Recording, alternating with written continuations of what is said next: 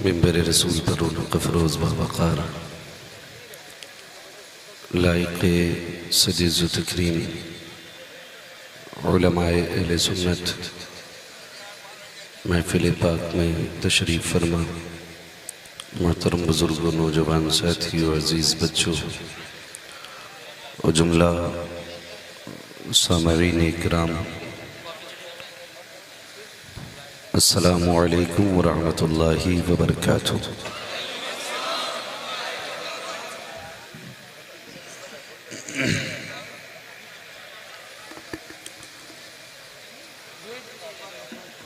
अल्हम्दुलिल्लाहि रब्बिल आलमीन वल आक़िबतु लिल मुत्तक़ीन वस्सलातु वस्सलामु अला रसूलिहिल करीम, अम्मा बअद फ़अऊज़ु बिल्लाहि मिनश शैतानिर रजीम, बिस्मिल्लाहिर रहमानिर रहीम। या अय्युहल्लज़ीना आमनू क़ू अन्फ़ुसकुम व अहलीकुम नारा, आमन्तु बिल्लाहि सदक़ल्लाहु मौलानल अज़ीम व सदक़ रसूलुहुन नबियुल उम्मियुल मुतीउल मुबीनुल मुईनुल करीम व नहनु अला ज़ालिका लमिनश शाहिदीन व शाकिरीन वल्हम्दुलिल्लाहि रब्बिल आलमीन। या खुदा बहरे जनाबे मुस्तफ़ा इमदाद कुन, या रसूल अल्लाह अज़ बहरे खुदा इमदाद कुन, या शहीद करबला, या दाफ़िए करबो बला, गुलरुखा शहज़ादा गुलगो क़बा इमदाद कुन। गौसे आज़म बमने बेसरो सामा मददे, क़िबले दी मददे, काबे ईमा मददे, बगिरदाबे बला उफ्ताद कश्ती मदद कुन मदद कुन मदद कुन। या मुईनुद्दीन चिश्ती क़ादिरी यमनारे, या गौसे आज़म मीज़नम, दमज़ शेख अहमद रज़ा ख़ां क़ुत्ब आलम मीज़नम, बलग़ल उला बिकमालिही कशफ़त दुजा बिजमालिही, हसुनत जमीउ ख़िसालिही, सल्लु अलैहि व आलिही।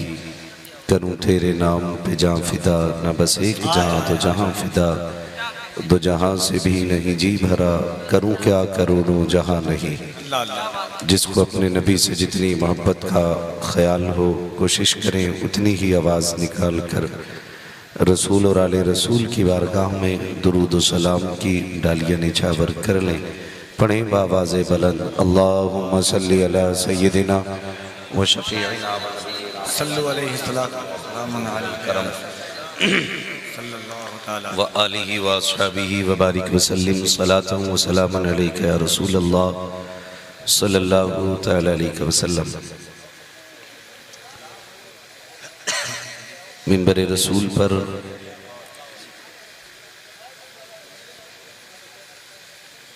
उलमाए अहले सुन्नत की मुबारक जमात जलवगर है।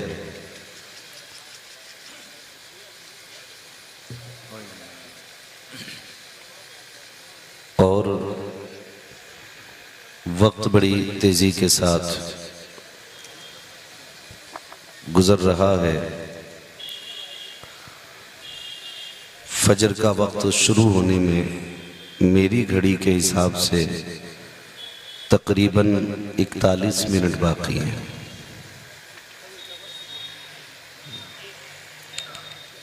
आज मुझे इस बात का दुख नहीं कि मेरा नंबर बड़ी देर से आया, लेकिन आज इस बात की खुशी बहुत है कि आज जलसा फजर की अजान के वक्त मुकम्मल होगा।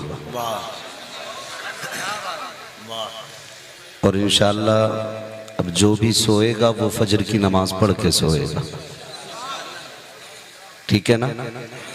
उम्मीद करता हूँ अब जितने पाक लोग हैं वो फजर के इंतज़ार में जलसे ही में रहेंगे।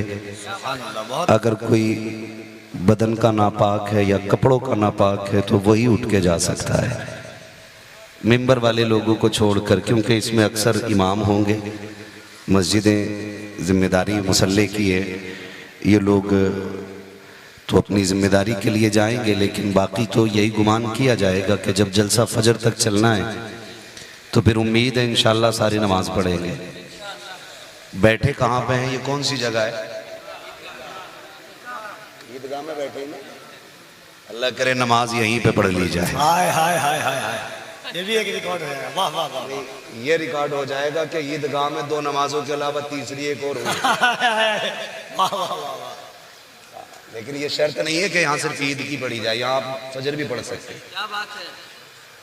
ठीक है ना, जाएंगे तो नहीं उठ करके? उम्मीद करता हूँ जितने बैठे होंगे सारे ही पाक बैठे होंगे, है ना, नाराज ना होइएगा। और एक किसी दूसरे को ताका झांकी भी मत करना, कोई उठ के जाए तो कभी मुंह देखो कि कौन नापाक बैठा था, नहीं करना ना। इंशाल्लाह बैठेंगे ना इंशाल्लाह।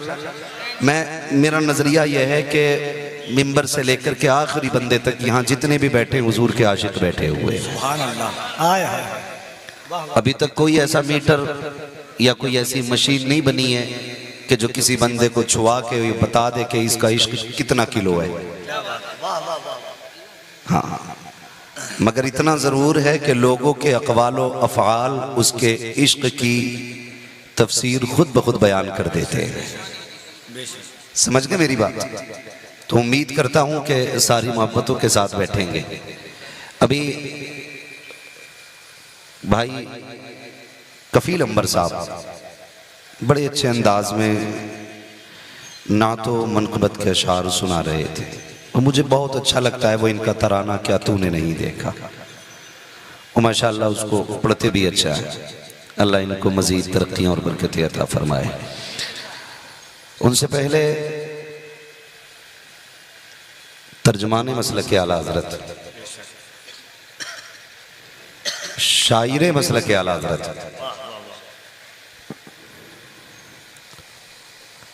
नाशिरे मसलक के आला हज़रत भाई असद इकबाल कलकत्तवी साहिब क़िबला हुजूर की नात पढ़ रहे थे। बड़े अच्छे अंदाज में पढ़ा और बहुत ही खूबसूरत तरीके से आपने सुना। अल्लाह ताला असद भाई की उम्र में बेपनाह बरकत अता फरमाए। कितने एतराज़ों के जवाबात तो ये एक मिसरे में देके चले जाते हैं, और कितने हासिदीन का गला एक ही शेर से घोंट भी देते हैं, इसलिए हमेशा झगड़ों में बने रहते हैं।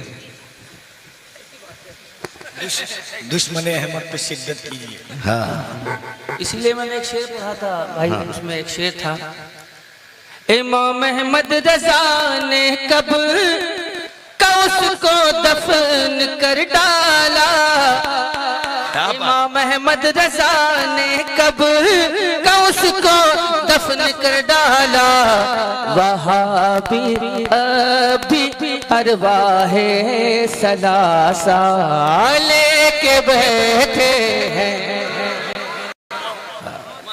अल्लाह सलामत रखे। ये भी आपने झलक देखी है, ऐसे कई सारे हथियार इनकी जेब में रखे रहते हैं।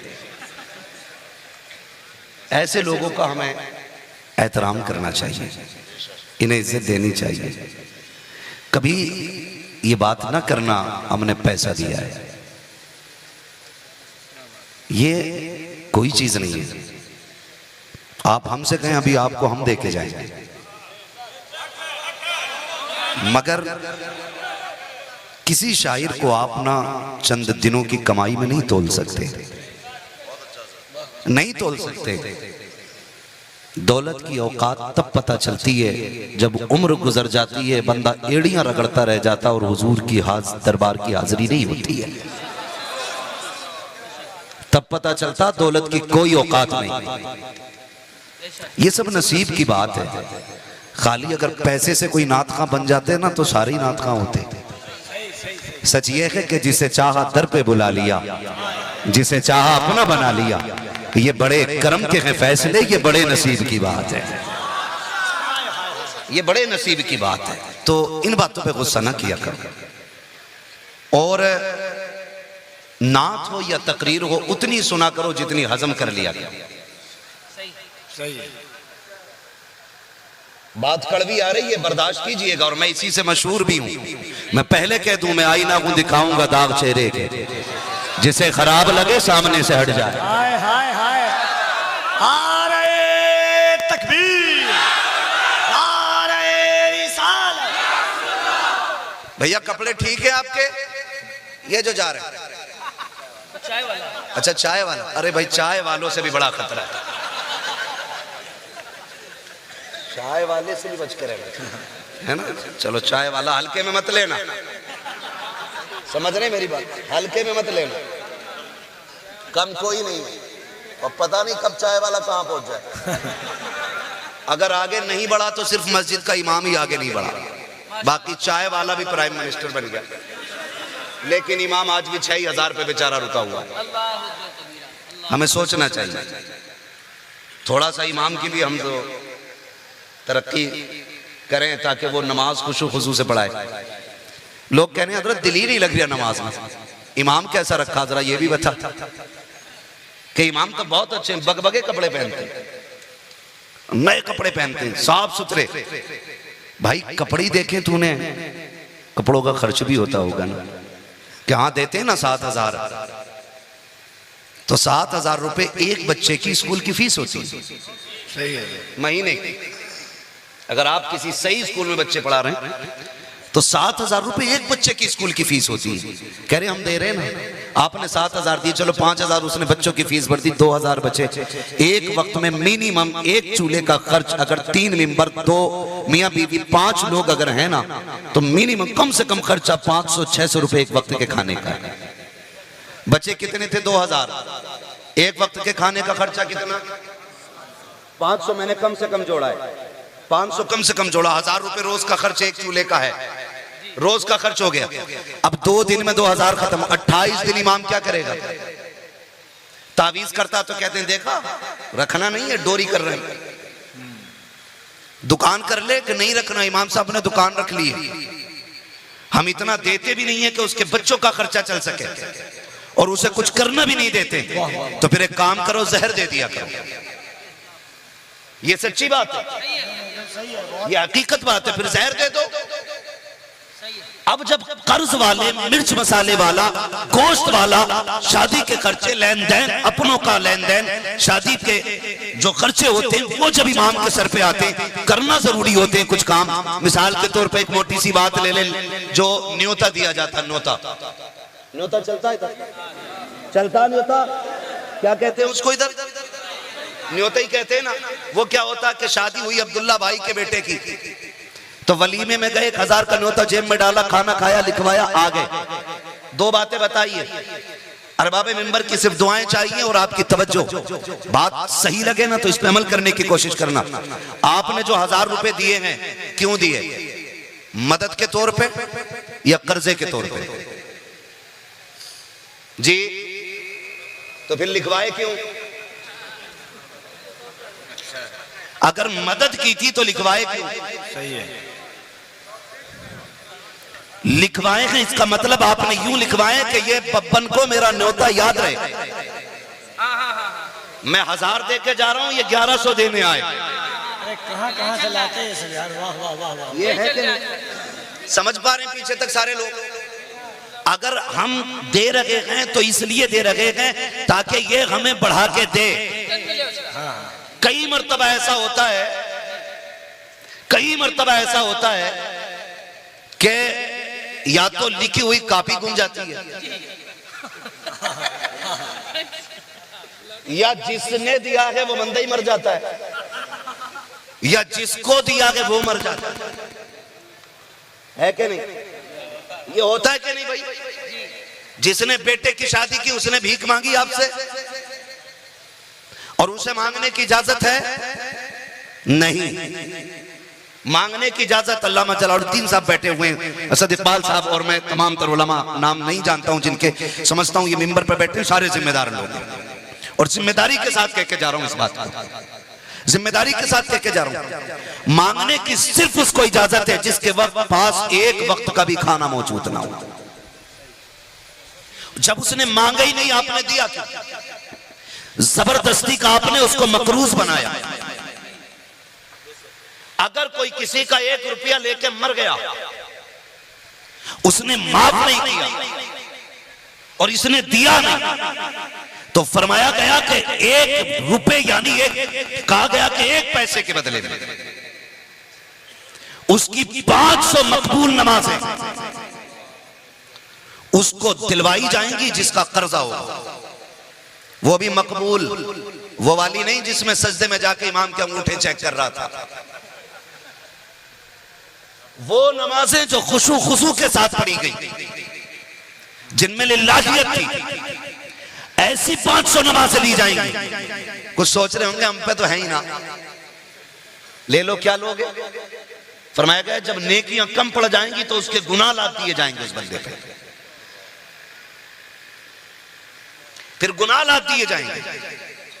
तो ये कुछ ऐसे जरूरी बिला जरूरत के खर्चे होते हैं जो करने पड़ते हैं। आपसे सिर्फ इतना कहूंगा, मेरे एक भाई ने कहा था मदद के लिए दिए जाते हैं, मैं आपसे सिर्फ इतना कहूंगा मेरे भाई, अगर बड़े हो तो छोटा समझ के तस्लीम करो, और अगर छोटा हो तो बड़ा भाई समझ के तस्लीम करना। सफेद बालों वाले बेटा समझ के मेरी बात मान लेना। अगर नेकी करने की ख्वाहिश है तो किसी अमीर के दरवाजे पर वलीमा खा के न्योता ना लिखवाओ, किसी की बेटी की शादी का खाना खा करके उसके लिए आप जाकर के उसको 500 रुपए का कर्जमंद ना बनाओ। अल्लाह ने दौलत से नवाजा है और तेरी नेकी की नीयत है तो जा हॉस्पिटल जाकर के देख, कितने गरीब पर लोग ऐसे होते हैं जिनके पास एक पैसे की दवा का, एक वक्त की दवा का पैसा नहीं होता है, एक खुराक दवा के लिए वो दरवाजे के बाहर डाल दिए जाते हैं। कई जमाने में ऐसा नहीं होता है कि जिसके पास बेड का खर्चा देने का पैसा नहीं होता, कि डॉक्टर इतने चल्लाक भी होते हैं, उठा के बाहर डाल देते हैं, हाथ में बोतल लेके मरीज पड़े रहते हैं। अगर तुम रब की रजा चाहते हो उस पैसे को लो, हॉस्पिटल चले जाओ, किसी के आगे नाम ना लिखवाना, नाम ना बताना, वो पैसा किसी गरीब की जेब में डाल दे, खुदा की कसम काबे वाला भी राजी हो जाएगा और साथ में मदीने वाला भी राजी हो जाएगा। नारे तकबीर, नारे रिसालत, इस्लाहे मुआशरा। बड़ा खुश हो रहा, बड़ा खुश हो रहा, कह रहा 2.5 लाख आए नोते में, व्यवहार अच्छा था, गधे मकरूज हो गया 2.5 लाख का। व्यवहार नहीं है, फिक्र कर, 1-1 रुपया दे के जाना है। और कई तो इतने अच्छे होते हैं, अगर नौता उनकी शादी बना घर जो पहुंच जा, ये मेरा लिखा ना था कि कॉपी में कि था तो का फिर आए क्यों नहीं। मतलब ऐसे लोग भी हमारे समाज में। तो कभी कभी ऐसी जिम्मेदारियां आती है कि जो करनी पड़ती है, ना की जाए तो समाज बुरा कहता है। मिसाल के तौर पर जरूरत है नहीं है जोड़ा बना के लेके जाना, जिस इमाम को तुमने 7,000 दिए, 5,000 तालीम में लग गए और 2 दिन उसकी हंडिया का खर्चा चला, जब वो मुसल्ले पे खड़ा होगा तो बताओ उसे बहन की बेटी की शादी याद नहीं आती होगी, गोश्त वाले का तकाजा याद नहीं आएगा उसे, मसाले वाले की बातें याद नहीं आएंगी उसे वो बात ख्याल नहीं आएगी कि मैं बच्चे की दवा लेके आया था, अभी तक डॉक्टर की फीस नहीं गई है। बता, जब मुसल्ले पे खड़े होकर के वो डॉक्टर की दुकान का चक्कर लगाएगा तो तुझे खुदा तक कौन लेके जाएगा। इसलिए इमामों की तनख्वाह इतनी कर दो कि जब ये मुसल्ले पे खड़े हो तो फिर ख्याल जमाने का चक्कर न लगाए, रब के घर का चक्कर लगा रहा हो। और जब दिल में सिर्फ रब की याद होगी तो खुदा की कसम सिर्फ अकेला रब की बारगाह में नहीं जाएगा, जितने पीछे खड़े होंगे सबको लेकर रब की बारगाह में चला जाएगा। तो ये उलमाए अहले सुन्नत अल्लाह इन्हें सलामत रखे। आपसे थोड़ी सी मेरी गुजारिश है, ख्याल करें, अल्लाह ने पैसा दिया तो सही जगह लगाए। अभी आते हुए रास्ते में, चूंकि मैं गाड़ी खुद चला रहा था, भीड़ की वजह से गाड़ी रुकती, तो आंखें बंद करके तो गाड़ी नहीं चला सकते ना, सब टिपता है। इस मजमे को देख के तबीयत राजी हो रही है, बहुत आशिकों का हुजूम है। कम से कम ये तो है कि जलसे की बदतमीज औरतों से ज्यादा, मेले की बदतमीज औरतों से ज्यादा जलसे में आने वाले आशिकों की तादाद है। मगर इतना जरूर आपसे कह के जाऊंगा, ये उर्स हम इसलिए करते हैं ताकि हमसे अल्लाह भी राजी हो जाए, रसूलुल्लाह भी राजी हो जाए। यही मकसद है ना। बैठे ना प्रधान जी, हाँ, अल्लाह सलामत रखे मुर्तजा भाई को, इनके जरिए, हमारे बाबू भाई के जरिए आप तक मेरी रसाई हुई है। बस मेरी ये बात याद रख लीजिएगा, अगर इसमें तब्दीली आई तो जलसा कराना, वरना फिर हर बंदा हर महीने नेतकाफ की नियत करके मस्जिद में बैठना। जो मैं बता रहा हूं आपको, हमारे उर्सों में अल्लाह का शुक्र है काफी सुधार आया, लेकिन अभी भी कुछ जगहों पे बड़ी बदतमीजियां हैं। जब गाड़ी आपकी बस्ती में घुसी ना तो 90% मार्केट में लड़कियां थी और उन्हीं के बीच कुछ मर्द भी थे। आप मुझे बताएं, क्या हमारी गैरत मर चुकी है? हमारी हया का जनाजा निकल चुका है?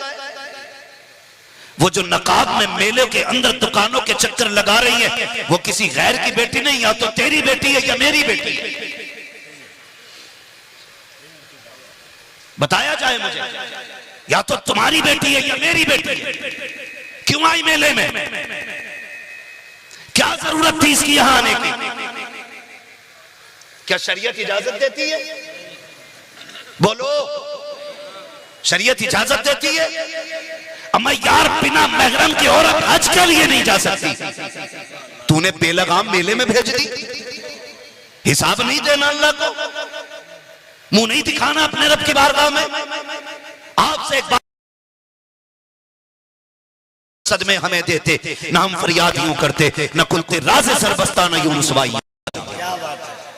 हालात हम बनाते हैं ऐसे कहने के, और अल्लाह का शुक्र है उनमें के मौलवी नहीं है जो नजराना लेकर के उल्लू बना करके मीठी मीठी बातें करके चापलूसी करके चले जाएं। बात मुंह पे कह के जाएंगे, दोबारा बुलाना या मत बुलाना फिक्र इसकी नहीं है। हम तो बस इतना जानते हैं, कोई रूठे तो रूठे, मदीने वाला ना रूठे। हम रब की कायनात में रहते हैं। पाए मुरा लंग नेस्त, मुल्क खुदा तंग नेस्त। कान खोल के सुन लीजिए, अगर औरत को मस्जिद में जाने की इजाजत नहीं है, मुझे बता तो सकी। सबसे अच्छी जगह मस्जिद है, सबसे बड़ी इबादत नमाज है। न उर्स इतनी बड़ी इबादत है, न कुरान खानी इतनी बड़ी इबादत है जितनी बड़ी इबादत नमाज है। औरत को मस्जिद में जाने की इजाजत नहीं, 5 वक्त नहीं जा सकती है। चलो जुमे में तो जा सकती थी, लेकिन जुमे में भी इजाजत नहीं। चलो आम जुमे में नहीं गई, अलविदा जुमे में जा सकती थी, फिर भी नहीं गई। चलो ईद में जाने की इजाजत होती, फिर भी इजाजत नहीं है। बकरा ईद में भेज दिया जाता, फिर भी नहीं भेजा गया। बताओ तो सही मेरे जिम्मेदार उलमा, औरत को क्यों नहीं भेजा गया? मशीयत क्या चाहती है? तो जानते हो,